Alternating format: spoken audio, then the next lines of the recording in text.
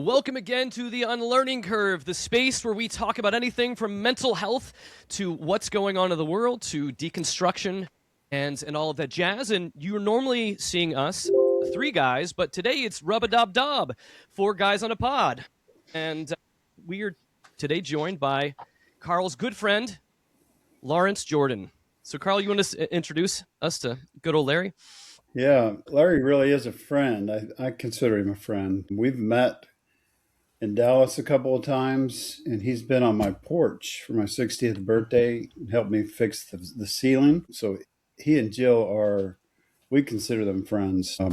We've done some podcasts together and things like that. He wrote a book called The Way.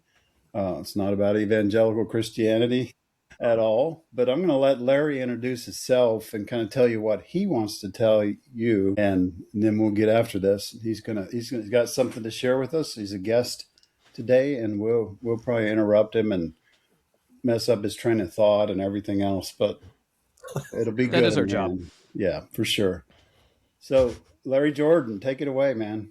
Hey, thanks. So good to be here with you guys. I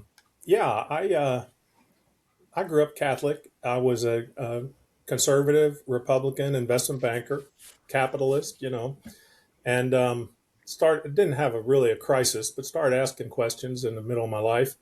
And I'm just one of these guys. I don't just read the book; I read the bookshelf. So I got real tangled up in where all this started and how we got to where we are. And long story short, and it would not be news to you guys, but as the more that I poked around Christianity, the more I thought, well, I can't say that this is all horse crap, but you can say shit not on here too. I don't think you cuss very often. Yeah. I certainly will. Yeah, but it's not as firm a foundation as I thought it was. It comes from a lot of different traditions, a lot of philosophy, a lot of theological speculation, and at the end of the day, all religion is cultural, and all theology is speculation. So, I say that now sort of casually, but in fact, I just ripped apart my belief system. I didn't know who I was or where I was or how I was going to navigate. And part of my exploration had taken me three different places that all led me to the same conclusions. One is the Eastern religions, which are not based on individuality and personality. They're based on an impersonality, a oneness. The mystics of all traditions, even the Christian traditions, Christian mystic has an experience. They typically don't see Jesus. They typically experience this impersonality, this oneness, sense of benevolence. And also the scientists. Our physical world, if everybody says, oh, Larry Jordan's getting ready to go woo-woo on us, well, no, the physical world is a oneness, an interconnection, a field, not a bunch of objects. Mm-hmm. So at the end of the day, it's like, hey, everyone is related. Everything's connected. It's all I know. It's all I need to know. And if I know that, do I ban Muslims? Do I build walls? Do I separate families? Do I take away people's health care? Do I marginalize LGBT? No, yes. I don't. No. So it just turned my personality inside out, turned my politics inside out, turned my spirituality inside out. My kids were like, what happened to you? And what do you mean? You know what we mean. You are a different person. Whatever you did, whatever you learned, you need to share it because more people need to go through what you went through. You're transformed. And so I said, well, just absentmindedly, I said, I'd have to write a book. I mean, I've chanted to Shiva. I've baked in a sweat lodge. I've whirled with the dervishes. I couldn't tell you in a sentence. And they said, well, you need to write that book. And I guess the advantage and also the disadvantage was I didn't know I was setting out to write a book. I just was like completing this map in my head. So I just sat down like chapter 1, and I was basically writing to my family, to my friends, to anybody else that wanted to know, hey, if you don't want to read 1,000 books and spend 20 years of your life looking at this, here's kind of a shortcut for you. And so the book is a gentle book. There's lots of jumping off places. And the whole tone of it is not really prescriptive. So I wanted to talk today about somebody else's term, Christian supremacy. Mm-hmm. And, what I learned in my investigation is, I've learned that there's a whole bunch of different ways to look at things, that religions are like languages and different people use different terms to express the same reality. that we might think God is personal, supernatural, intentional. Perhaps not. So I leave lots of room for people. And Carl, I think, has heard me tell the story. I was in Crestone, Colorado, where we spend 2 months of every year, a very spiritual place. A friend of ours came to see us. He was a medical doctor. He said, "What's your book about?" I got about 3 sentences. He said, I believe that the earth was created in 6 days, and it happened 6,000 years ago, and the dinosaurs died in the flood. And I kind of leaned back and I said, okay, well, this is just me. But, we're at 8,000 feet above sea level. I mean, did the water get this high? Where did all the water come from? Where did it go? How did the kangaroos get, all the way from Australia to the Middle East, take a boat ride and doggy paddle back, without leaving a trace? And I said, and here's the moral of the story and kind of the way I want to set the stage for the conversation. I wasn't here 6,000 years ago. I wasn't here 13 billion years ago. You might be right. He said, well, thanks. I said, now you say it. Well, say what? Tell me I might be right. You weren't here then either. Well, I really can't do that. And I said, listen, I love you as a brother. I knew you couldn't do that. But I hope you can understand from my standpoint that that's pretty shitty to, I've extended you plenty of grace and I've offered to meet you in the middle and you're not having any of it. Yeah, sorry about that. Well, he came back later and said, you might be right. And it was a moment where, nobody had to crow. Nobody had to grovel. There weren't any winners and losers in that conversation. It was just two guys saying, well, I have my way of thinking about it and you have your way of thinking about it and nobody knows. And that's where I want to get to in my writing and the conversations I have with people. And there's a lot of people that approach me like, I don't know. I mean, Eastern religions, mystics, quantum physics, where do you get these crazy ideas? And, the first thing I tell them is, well, let me just remind you, there's 8 billion people in the world, and there's 2 billion people that think about things the way that you do in 45,000 different ways. So where do you get your crazy ideas? Oh, well, we have the words of the only begotten Son of God and a book that, was inspired or written by God. Well, I've looked at the book and I've reviewed the words and I'm a follower of Jesus, but I don't particularly believe that Jesus was divine or that the Trinity was an invention of the 3rd century. So when you tell me the justification for your faith is your hero in your book, it doesn't make sense to the other 6 billion people, and then they'll say, well, what's your issue? I got plenty of issues. I said, it's doctrinal. It's a bunch of speculation, much more so than other religions. There's no creed in Islam. There's no creed in Judaism. There's no creed in Buddhism. There's no creed in Hinduism. Those religions are about practice, about your actions, not your beliefs. Well, I say, here's my other issue. It's exclusive. There's people that think if you're not going this way, you're not going the right way. Everybody thinks that. Nobody thinks that. I'm welcome at Hindu ashrams. I'm welcome at Buddhist temples. I'm welcome at Shinto shrines. Nobody says nobody asks me what I believe, and certainly nobody takes issue with it. And the third thing is it's evangelical. There's a sense that you got to go convince everybody else that you're right. Well, everybody does that. Nobody does that. And in a lot of traditions, if you help somebody, even with the best of intentions, but they don't want your help, that's an act of violence. Well, I don't know how you would say that. Well, how do you feel when a Jehovah's Witness knocks on your door and interrupts your dinner? Are you helped or hurt? How do you feel when a Hare Krishna hands you a brochure at the airport on your way to a flight? Are you helped or hurt? Well, it's not like that. It is like that. I had the Jehovah's Witness come to my house the other day, and I used it as an excuse to practice my Mandarin, but that was about it. And I was like, after a while, I was like, all right, boys, I got to get back to my day, because if you guys have came here like 3 or 4 times, and you're very nice. But I also just got a call right before we got on here, inviting me to the Taoist temple. But that's more of a, hey, come eat with us type thing. So of course, it's kind of that exact dichotomy right there. Yeah, right. Right. Yeah, as opposed to like, yeah, let's invite you to a place where we're going to make you just like all the rest of us. So we'll all believe the same thing. We'll know all the same chants. Yes. So we have no identity. We just become these bizarre people that just know what we're supposed to do to fit in. Yeah, and part of the frustration is there's a real ignorance, not only about other traditions, but about their own traditions. Yeah. And I get approached by people. There's a guy in the park that wants to evangelize me. Do you want to talk about Jesus? I said, yeah, I'd like to talk about Jesus.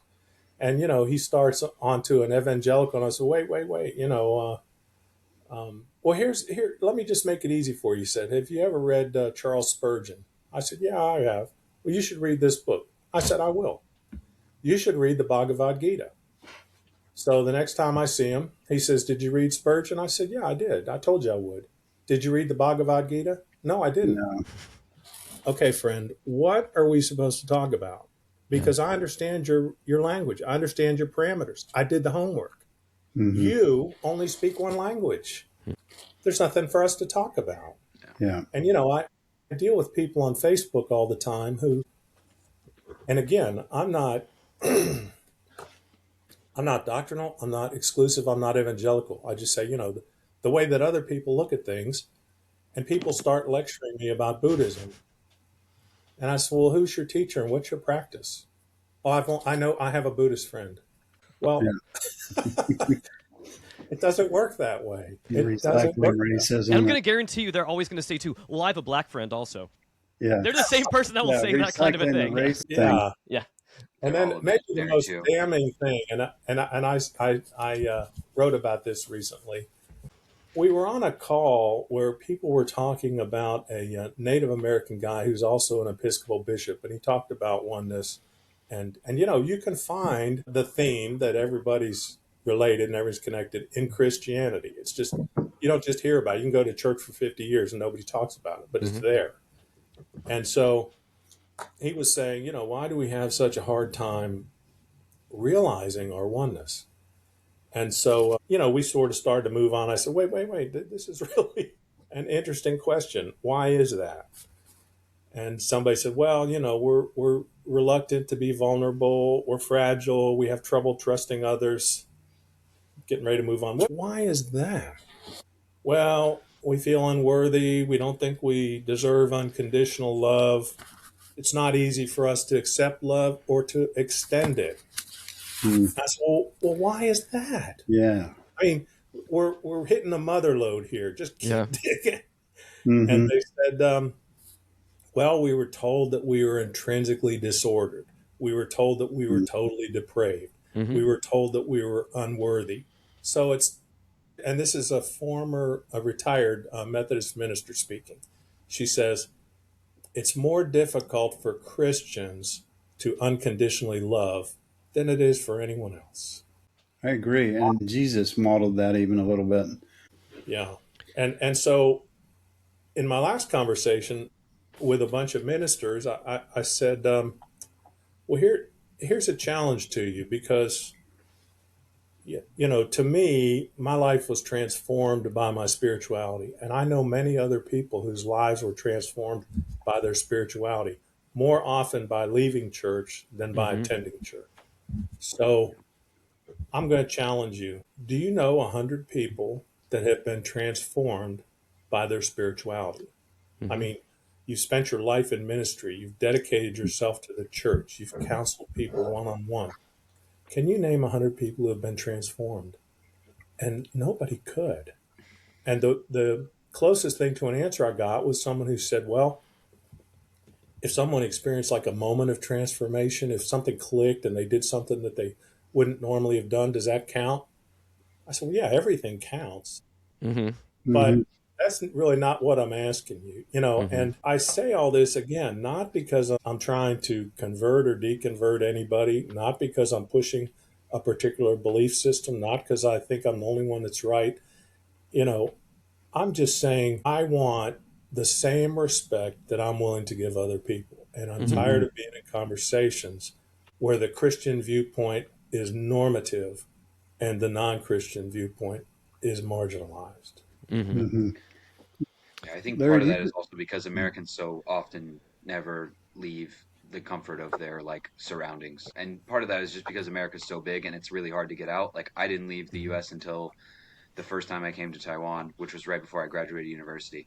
But well, I guess I did. I think I went to Canada briefly when I was a baby, but I don't remember that. But anyway, point being is there's not a lot of understanding. And I think it was Samuel Clemens, Mark Twain that said, I don't remember the exact quote, but something like traveling is the adversary of bigotry or something. I'm butchering the quote, but you get the idea. And I think that's true.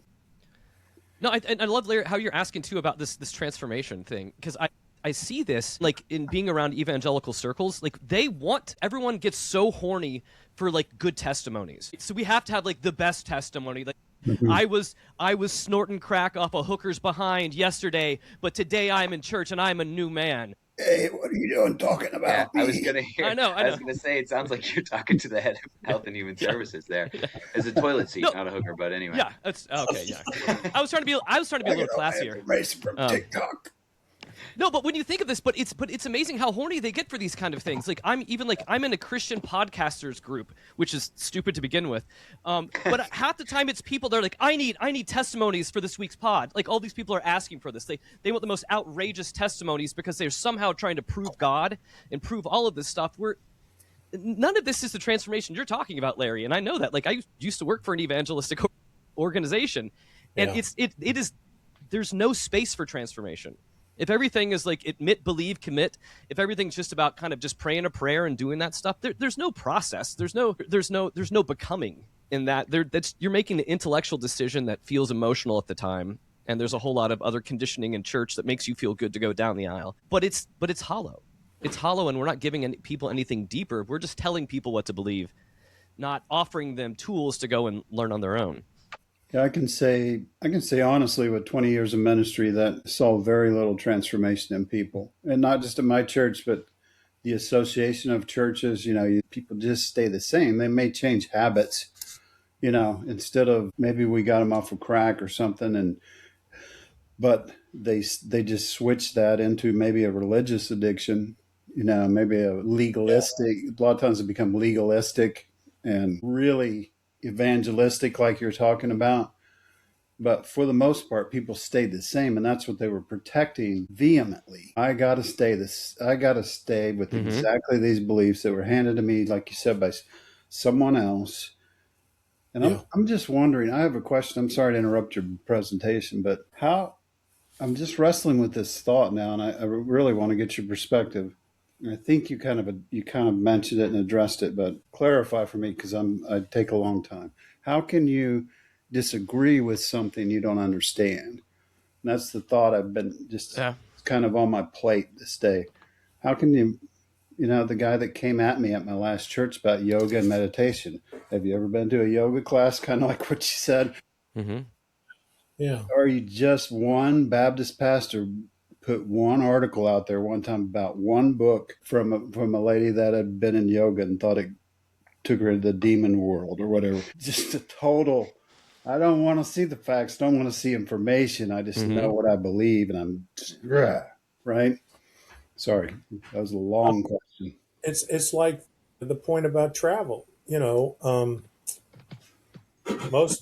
Most of, I went to a spiritual writers conference early on when I knew I was going to write a spiritual book, and it really was a Christian writers conference. But most Christians read books about Christians, by Christians, for Christians.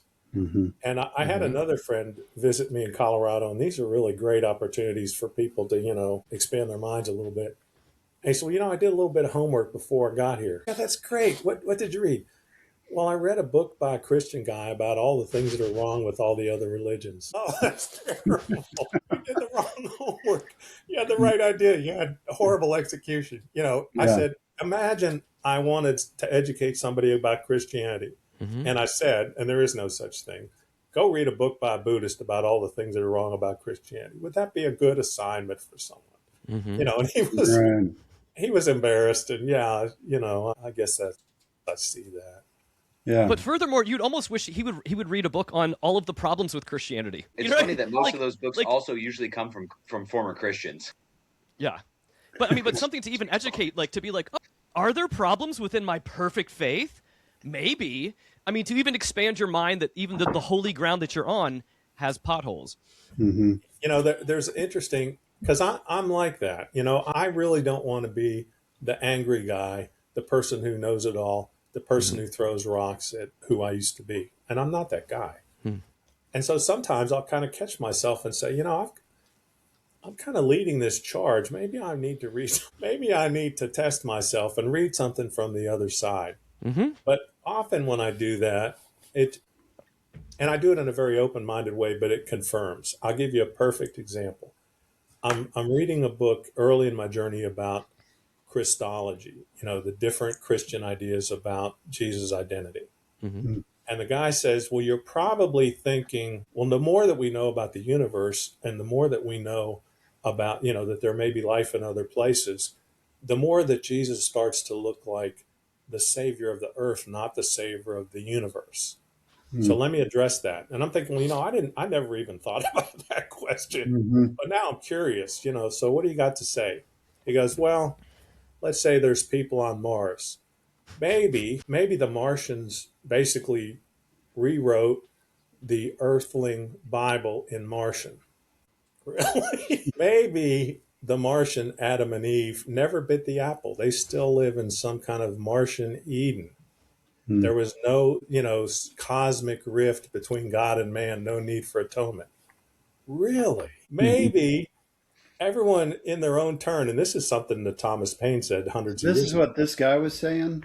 Yeah, he was justifying the fact that Jesus really is the savior of the universe, and he could Mm-hmm. appear in different places in different ways. Yeah. Maybe the Martians revere the human Jesus. Maybe there's a Martian Jesus, you know, and it's just getting like more and more contorted.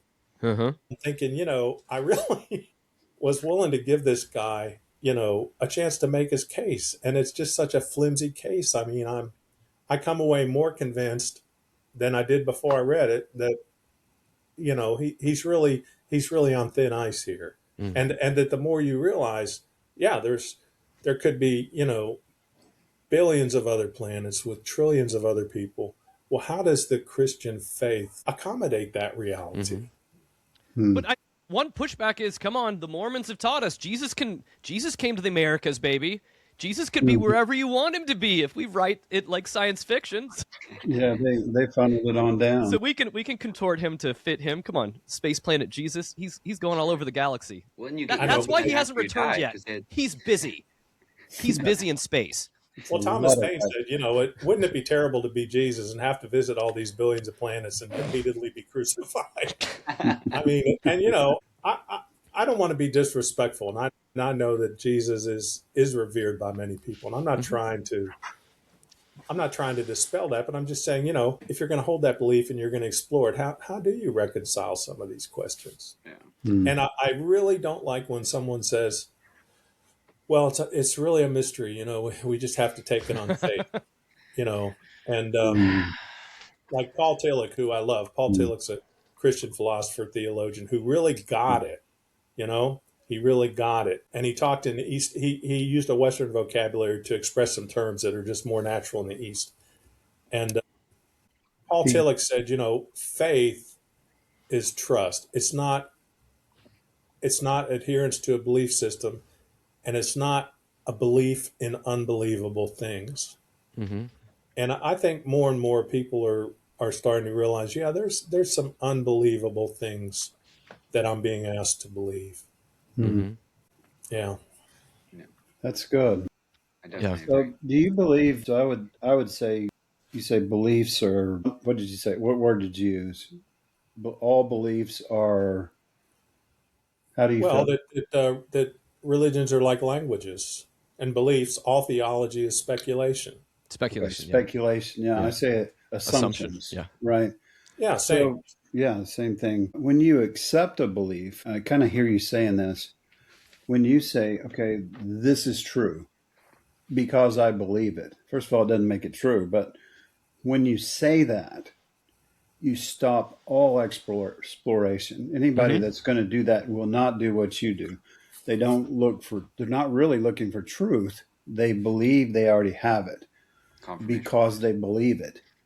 And JD talks about that a lot. Stuart talks about that a lot. I'm really excited. And the other day I asked you about a book, and you said I don't read esoteric stuff, and I had to look up the word esoteric, and I still don't totally understand it. But it was the Kabbalion, and it's like kind of different people are looking at that from different ways now that we read hieroglyphics. And have you explored that any about the Egyptian influence on around Abraham's time, right? And then maybe even that bled on up into Jesus' sayings and so on. Have you looked into some of those? I'm way off topic. Sorry.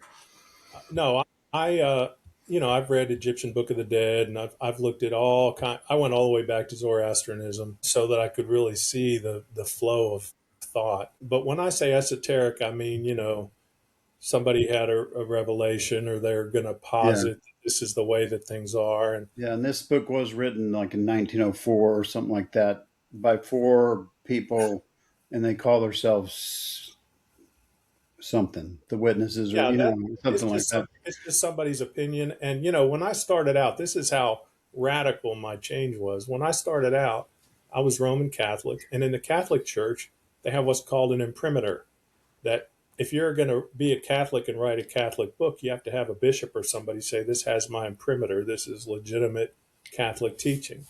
And when I started out, I only read books that had Catholic imprimaturs. I didn't want to confuse myself with a bunch of junk, because there's a bunch of junk in the spiritual universe. Now, eventually, I came across guys like Raymond Brown, Catholic priest, who said, I really don't think that Mary was a virgin, which in the Catholic Church is, it borders on heresy. Yeah. But he got an imprimatur because his scholarship is so sound. And so I started finding guys like that were sort of on the outskirts. And Raymond Brown started referencing Protestant theologians. So I started, I sort of left my safe space slowly. Mm-hmm. And, when we talk about beliefs, look, I guess I have beliefs too. Everybody has beliefs. But I'm really quick when someone makes an assertion to say, is that a belief or is that a fact?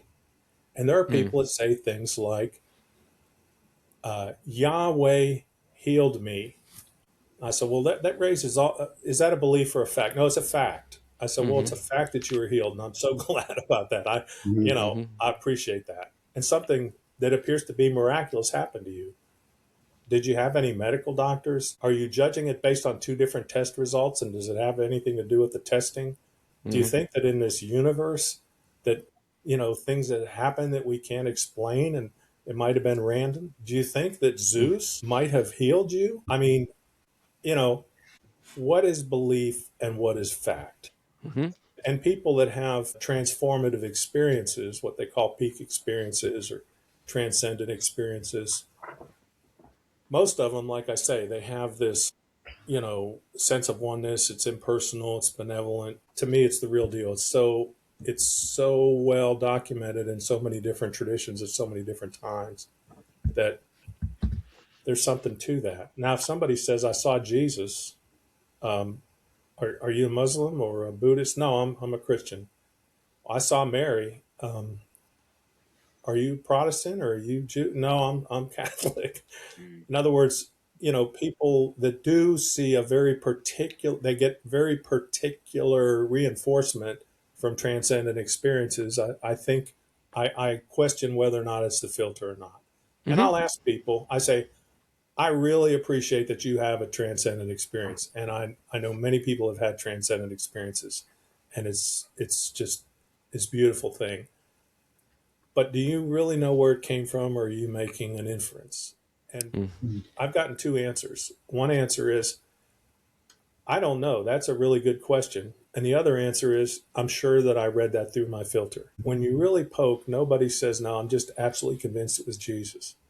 One of my early experiences was in a Native American sweat lodge, and somebody saw a white wolf. I didn't see it. So we came out, and I asked the shaman, what was that? And he says, well, everything is energy, and people perceive energy in different ways. And so there are people that see a white wolf, and there are people that see Jesus, and there are people that see a bright light.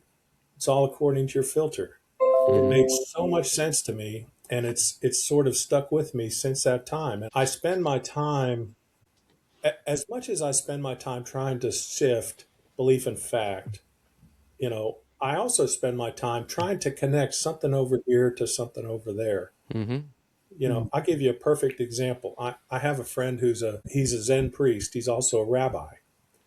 And I said, if I've learned anything, I've just learned about this connection. But when I go back to Genesis, Genesis is about separation, from the very first chapter, or, earth and sea, plant and animal, animal and human. And then we go to church and it's like straight and gay and men and women and Christian and non-Christian, Catholic and Protestant. It's about separation. He says, well, I think about it a little differently. So how do you think about it? Well, the Heart Sutra, and the Heart Sutra is like an essential text in the Zen tradition. Emptiness is form, and form is emptiness. So he says, when I read Genesis, I think of the Heart Sutra, emptiness and form. Well, you know something I don't know. I mean, that's a staggering connection of dots there, you know? Mm-hmm. And it kind of speaks to the non-dual nature of things where both things can be true. We live in this connected universe, but we all have our own names. We have our own experiences. There's emptiness and there's form. There's essential lack of separation and there's apparent separation. I think there's also It's interesting how tightly we hold myth in these situations too. Like where you mentioned like the beginning of Genesis about how like the Christian tradition, we hold really, really tight to things like inerrancy and things like that. Where actually, yes, it's a terrible reading of Genesis to see it that way, to not see this as a poetry, to see this as something that was calling to something deeper and not something specific. And it's amazing how when we try to make things very specific, they kind of become ugly and weird. Because then we have to like justify all this other stuff to make them continue to make sense, as opposed to just being, this is it. And that let it sit with you. It's also really new. It's not something that like the old church would have done. Yeah. 18. And, in all this, and I maybe should have said this at the beginning. Somebody said, well, where are you now? I said, I'm everywhere. I lead a discussion at a Unitarian Universalist church about deconstruction. My wife is on the board of a Hindu ashram. She told them when they interviewed her, I'm not a practicing Hindu. And you know what they said? That's wonderful. We need people on our board who are outside of our tradition, but have a healthy respect for it. I can't imagine. I've never heard of that happening in a Christian church where the local rabbi's on the board of the church. Doesn't happen. That would never happen. Yeah. Well, that's what I was thinking when you were describing that. Is also it's like the American Christianity especially, but in American culture to some degree is very much, and society is like this in general, is very much about in and out groups. So they kind of like to make it a selective club, and you got to, like we were talking about, or multiple people talked about earlier, you have to have those specific beliefs. You have to tick all the boxes to be able to get in, because it's a VIP club. It's not open to anyone that's just interested or studies this stuff. I was going to talk about Jesus during my transformation when beliefs were falling away. I'm reading the story of the rich young man, and says, "What do I do to be saved?" And says, "Well, follow the commandments." Sounds pretty Jewish. He was Jewish. Be a good, yeah. He goes, "Okay, well, be a good person." Sounds kind of Catholic. That's where Christianity started. And the guy pressed him, "Yeah, I do all that." Okay. Jesus said, "Sell your stuff and follow me." And at the time, I want to be really clear about this. I did not believe that Jesus was God. I did not believe in a physical virgin birth or a physical resurrection. But I was so struck by that passage, it haunted me. And when my wife and I talked about it, it's like, we're pretty old here. Our parents are still alive, thankfully. Our kids are launched, thankfully. We enjoy our grandkids.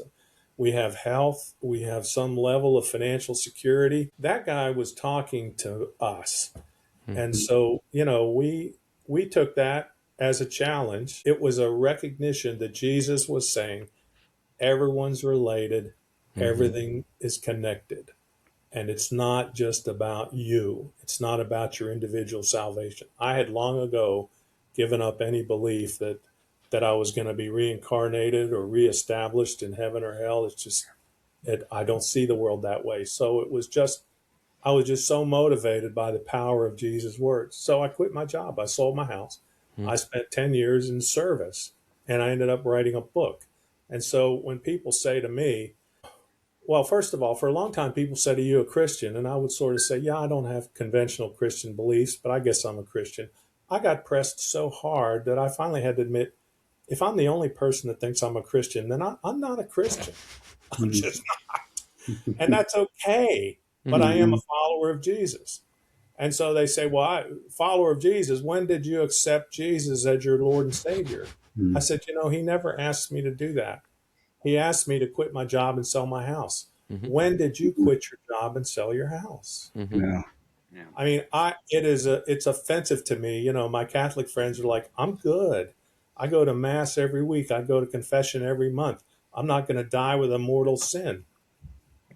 I could kill somebody on Friday, go to confession on Saturday, and go to heaven on Monday. And my Protestant friends are worse. It's like, well, I got a pass. I'm saved already. I Once accepted saved. Jesus as my Lord and Savior. I could kill somebody on Friday. I could die the next minute. I'm still going to heaven. It's not that easy, folks. I don't believe in heaven or hell. I don't believe that there's a God that controls everything. But I do believe that everybody's related and everything's connected. And it matters what you think and what you say and what you do. What you do. And it's not just about you. Yeah. Current administration is kind of the epitome of all that. When you begin talking about, what are you doing? Where was the transformation? Those people don't generally seem transformed to me. They say a lot of things about Christianity and, the founding fathers and things like that, but then they almost revel in violence and things like that, right? So the JD talks about this quite a bit. It's kind of encouraged me to think locally or find places where I could, and we've had the discussions on here too, but just think about what you can do where you are and do that. I'm tempted with people anymore that are Christians to just say, bring me your budget for your church, because the average is 5 to 10% goes to helping people. Most of it goes to the building, the pastors, keeping all that stuff running, and then they support their bigger denominations, whether they're Methodist or Lutheran or Baptist or whatever. They support those. They support the Catholic Church. There's a reason why the Vatican is one of the most impressive buildings in the world, because all the money's going there. Not that some of those groups haven't done great things, hospitals and things like that, but it's really about what you're going to do, not in the sense of that saves me, but in the sense of if what you have is genuine. I think that was part of your point, was if you were really transformed, you would act differently. That's what it boils down to. Or like, I think a lot of Christians lean towards hollow transformation, like to where it's, like let's take Mar-a-Lago face or Christy Nome. She's been transformed. I can see that. That's not her real face. But she's absolutely hollow on the inside. There's nothing on the inside as well. And I feel like that's church has given us comfort and certainty. It's told us not to think. It's given us all these just tiny little bits of dogma and stuff, and that's all you need to know. Don't question anything, and come here so you can turn your brain off. Because really, it doesn't challenge anyone to think or grow. Like you're mentioning, Larry, let's sell our stuff and do what Jesus told us to do and take Jesus seriously. American Christianity does not take Jesus seriously. Comfort, you've just triggered a whole bunch of things in my mind. When you say comfort, I have people ask me, aren't you uncomfortable that you've left the certainty of Christianity? No, there's no certainty in Christianity. Yeah. The only certainty is uncertainty. In the Zen tradition, there's impermanence. There's no essential self. There's the ever-present suffering that we're supposed to try to alleviate. But there's no certainty. There's no certainty. Carl, when you talked about Trump, I had somebody online told me, I just bought your book. She said, I noticed that the only negative reviews about your book were about your politics. I said, it's so interesting to me. I said, I spent 200 pages asking questions like, is there a God? Is God personal? Is there a heaven? Was Jesus the Son of God? Did he physically resurrect? I spent 2 pages saying, I'm just not sure this Trump guy is such a great character. And that's What the year was that? snagged people. And I've also written recently, people talk about the nexus of politics and religion. And there certainly is a nexus there. And Christianity informed the Western worldview, and the Western worldview informed Christianity. But today, if you scratch below the surface and you say, does your spirituality that's supposed to transform you, did it change your politics? Or did your politics, which is supposed to be just a belief that you can change at any moment, did that transform your spirituality? And I've always contended that our politics generally drives our spirituality. There's a guy named Ryan Burge who studies religion and why people leave. And he said, we've asked the question and we've determined that, yeah, people's political beliefs are the drivers here. It's not their spiritual beliefs. And somebody responded to my article by saying, most of the people at my church, they were rabid Republicans who carried Bibles. They were not rabid Christians who voted Republican. They're not.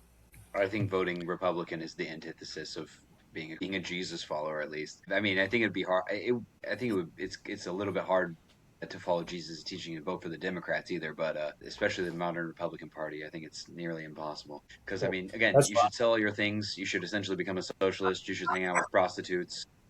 You should attack the money changers. Yeah. I don't know. It seems pretty tough to be a Republican and a Christian at the same time.